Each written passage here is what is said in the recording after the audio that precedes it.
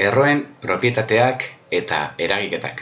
Beno, berreketekin ikusi genuen bezala, bai, hainbat propietate dituzte eta eragiteko modu, bai, erroek dituzte ere beraienek, bai, eta horietxek ikusiko ditugu tutorial honetan. Lehenengoa, erroak berreketa moduan adieraz daitezke. Honela adieraziko litzateke, bai, demagun, n erro a ber m daukagula, hau adierazi daiteke honela. Errokizuna uzten dugu, a, eta ber zatiki bat, bai, zatikia izango litzateke goian nere berretzailea eta bean nere errotzailea, n, bai. Beno, adibidetxo batekin hobetu ulertuko dugu. Demagun daukagula, 3 erro lau berbi. Hau, zatiki moduan izango litzateke laua utziko genuke, eta berretzailean zatiki bat. Ze zatiki? Goian berretzailea eta bean errotzailea, bai? Eta noski, olako berreketa bat ere, nahi badugu, kontrako eragiketa egin dezakegu, erro bezala adierazi. Bai, honela adieraziko litzateke, beste aldera eginda, bai? Beste bat, erro 3. Kasu honetan, errotzailea bi da, eta badakigu errotzailea bi denean ez dela jartzen. Eta berretzailerik ez daukagu, batekoa daukago ez, 3 ber bat litzateke hau. Beraz, berreketa moduan, adierazteko 3 utziko genuke, goian berretzailea bat eta bean errotzailea bi. Bale? Beno, eta zertarako balio du honek? Behin berreketa moduan adibidez adierazita erroketa bat, berreketen propietateak aplika genitzakelako adibidez. Bai? Bale. Hauxe, lehenengo propietatea. Beste bat, bigarrena.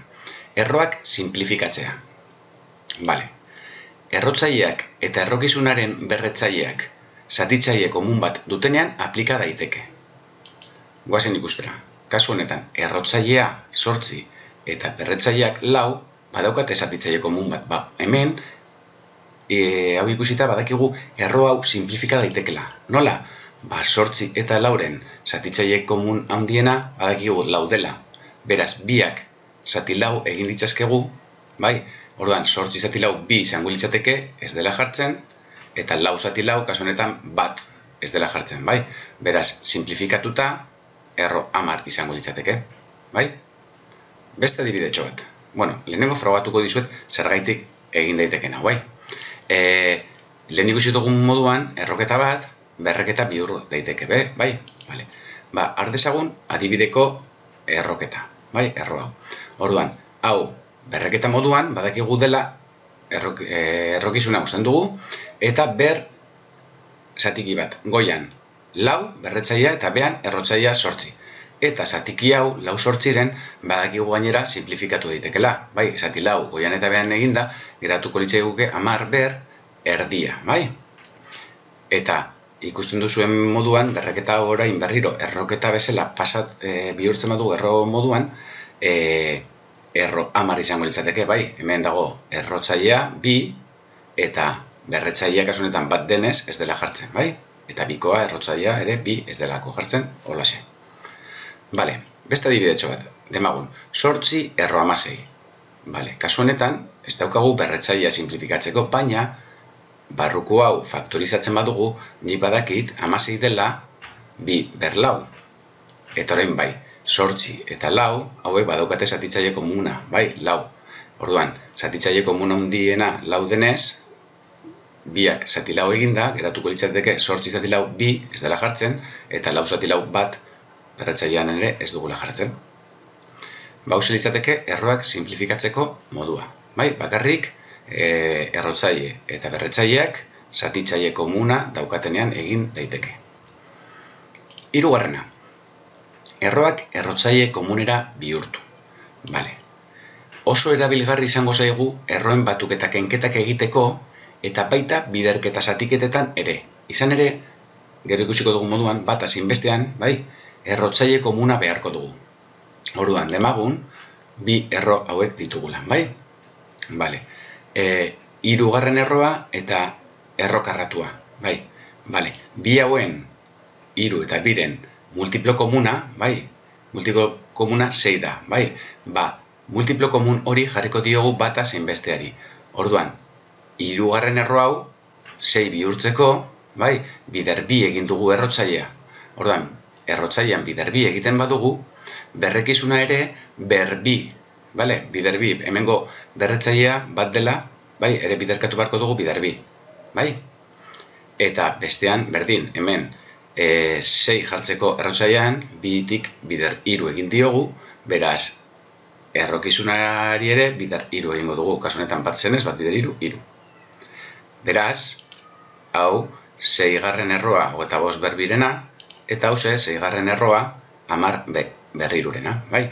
Lortu dugu, bi erro, bai, baliokide, hauen baliokide, eta errotzaile berdina bietan. Esan dugun bezala, orain ikusiko dugu zertarako balio digun honek. Errotzaile berdina duten erroen biderketa zatiketa. Vale. Hemen ikusten dugun biderketa, bi erro hauen biderketa, bai, errotzaileak berdinak badira, hauxe egin dezakegu. Errotzaile berdinaren barruan sartu berrekizunak biderkatzen.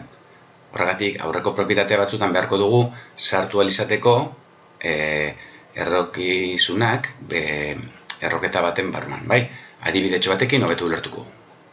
Adibidez, 3 erro 2 eta 3 erro 5 errotzaile berdina denez, 3. erro horren barruan sartu dezakegu 2 bider 5, bai? Eta hau, eraginda 3 erro 2 bider 5 10 litzateke, bai? Bale. Goazen ikustera frogatuko dugu, bai? Nola? Lehen egin duen moduan erroketak berreketa bihurtuz. 3 erro 2 badakigu dela 2 berrekizuna, berrekizunaren berretzailea bat, zati errotzailea, bai? Bestea berdin. 3 erro 5 badakigu dela ere 5 ber bat zati errotzailea 3, bai? Orduan, hemen daukaguna da orain biderketa bat non berretzaileak berdina diren, bai? Orduan, badakigu berretzaileak berdina zirenean, berreketen propietatetan, biderkatu ditzazkegula berrekizunak, hau da, 2 bider 5, eta guztia berretzaile berdin hori. Hau da, 2 bider 5, 10 litzateke, beraz, 10 ber erena, eta eren hau, bai, berriro, erroketa moduan jarrita, badakigu dela, hau, bekoa da, errotzailea, 10 errokizuna, eta berbat ez dela jartzen.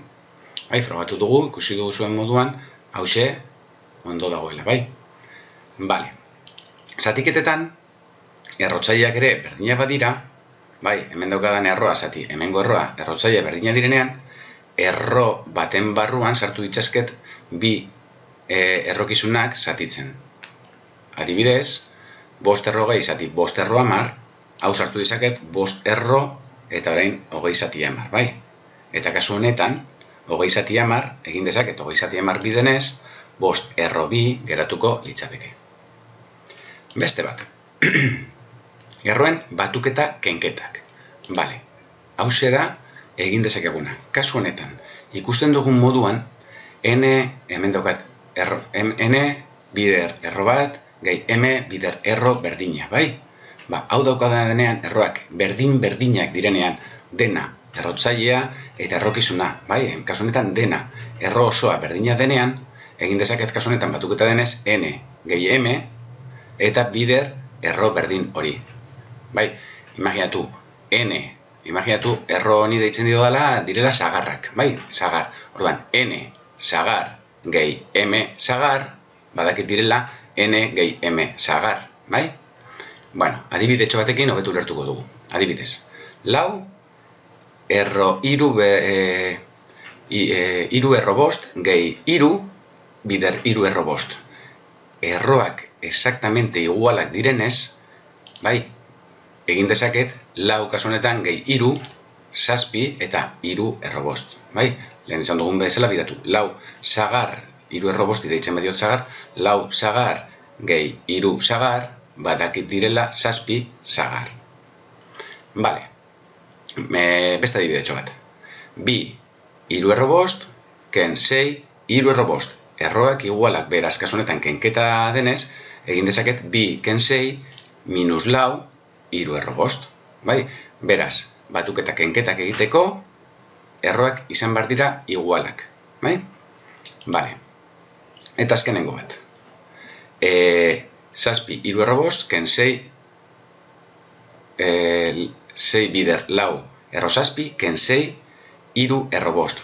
Kasu honetan, erro hauek ezberdinak dira, baina lehenengoa eta azkena erroak berdinak dira. Beraz, hauen artean eragin ditzazket. Bestearekin ezin dut ez egin. Baina 7 3 erro 5 eta 6 3 erro 5 eragin dezaket. Orduan, 7 ken 6 egin dezaket, 7 ken 6 da bat, beraz bat, bider 3 erro 5, ez dela jartzen bat, bai? Eta gero geratuko litzateke ken 6 bider 4 erro 7. Hau ja, ezberdina direnez, erroak ezin dut gehiago eragin. Honela geratuko litzateke. 6. bat. Erro baten berreketa. Bale. Demagun, hemen daukagula erro bat, eta beraren berreketa. Bale, ba. Erro baten berreketa erro baten berreketa azken finean da berretzailean dagoena, bai, berretzailea egiten dio berretu errokizunari. Hau da, jarri dezaket errokizuna berretzaile hori. A ber, adibidetxo bat. 10 erro kubiko hau, bai, hori berbi. Edukita, badakit, berretzailea errokizunean jarri dezake dela, beraz geratuko litzateke 3 erro 10 berbi. Bai, gauza bera litzateke. Bale, beste hau. 9 erro 7 ber 3. Guzti hori berbi. Badakigu dela errokizuna berbi egita bezala. Eta kasu honetan, 7 ber 3 berbi egiterakoan badakit berretzaileak 3 biderbi biderkatzen direla, beraz 7 ber 6 dela. Bai? Bale. Eta 7. bat. Erro baten erroa. Bai, demagun, daukadala erro bat eta horren barruan beste erro bat. Bai, bale, ba, erro baten erroa dudanean, errotzaileak, bai, biderkatu ditzazket eta erro bakarra utzi. Bai, bale. Adibidetxo bat. 6 erro, 3 erro 12. Erro bat bestearen barruan dagoenean, errotzaileak biderkatu ditzazket, eta 6 bider 3, 6 bider 3 egin dezaket, erro 12, eta 6 bider 3 da 18 erro 12. Bale, errotik errokizuna ateratzeko modua. Guk jakin badakigu berreketa eta erroketa kontrako eragiketa direla, beraz, baldin badaukat hemen n-garren erroa a ber n-erena, hauek berdina direnez bata bestearekin kentzen dira, bai, ze kontrako eragiketa dira, izan, geratuko litzateke bakarrik a. Simplifikatuta, bale. Demagun, 3 erro 7, guk badakigu 3 erro 7 dela 3 zenbaki bat, bere buruarekin 3 aldiz biderkatu zenbaten duena 7 badakigu dela 3. Edo, fijatzen bazarete 7, faktorizatuta 3 ber 3 da, bai? Eta 3. erroa eta ber 3 bata bestearekin kendu ditzazket eta geratuko litzaidake 3, esan dugun moduan. Beste adibidetxo bat, erro 12. Hemen, errotzailea 2 da. Berez, errokizunak ez dauka berretzailerik, baina nik faktorizatuta 12 badakit dela 2 ber 2 bider 3. Bai? Bale, eta orain bai, honen erroa 2 ber 2, hemen errotzailea 2 denez, bata bestearekin simplifikatzen badut, aterako litzaidake 2 kanpora, eta barruan geratuko litzaidake erro 3, bai? Ze 2 ber 2-ren erroa badakigu dela 2, ez? 2 ber 2 da 4, 4-ren erroa da 2, ez? 2 ber 2, 2, eta gero erro 3 geratuko litzaidake. Beste bat, erro 86.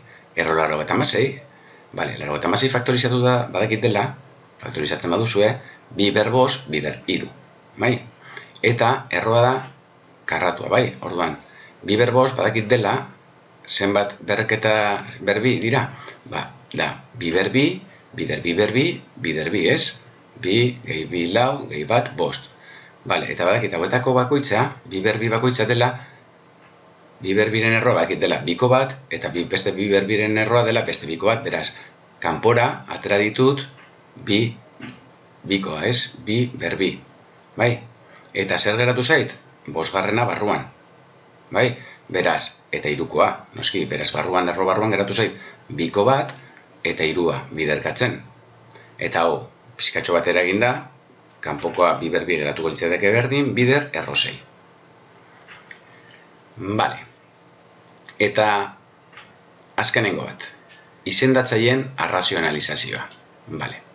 Honela, esaten zaio zatikietan izendatzailetik erroak kentzeko prozesuari. Zer dela eta, adibidez, zatikien arteko batuketa bat egiteko, adibidez, izendatzaile komuna jartzeko orduan, izendatzailean erroren bat izateak asko komplikatuko luke asuntua, ez? Orduan, adibide honetan, bi zati erro hiru, bai, imaginatu hau, batuketa bat egiteko beste zatiki batekin erro hiru eukitza behan komplikatzen du asko asuntua, ez?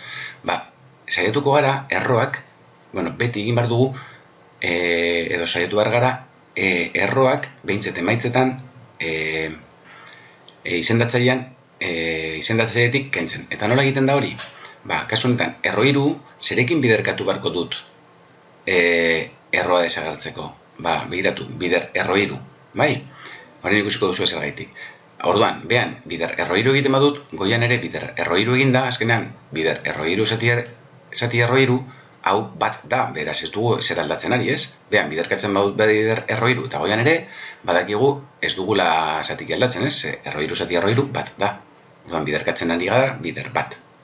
Bale, eta zer gertatzen da? Bagoian, bi bider erro hiru geratuko litzaidake, eta behan, erro hiru bider erro hiru, errotzaile berdina denez, sartu ditzazket, hiru bider hiru, erro berdinaren barruan. Bai? Bale, beraz, goian, ez da ezer aldatzen, eta behan, hiru bider hiru, hiru berbi da. Bai? Eta badakit, errokarratua hiru berbirena, erroa berretzailearekin simplifika dezaket, beraz, geratuko litzaidake hiru, behan, bai?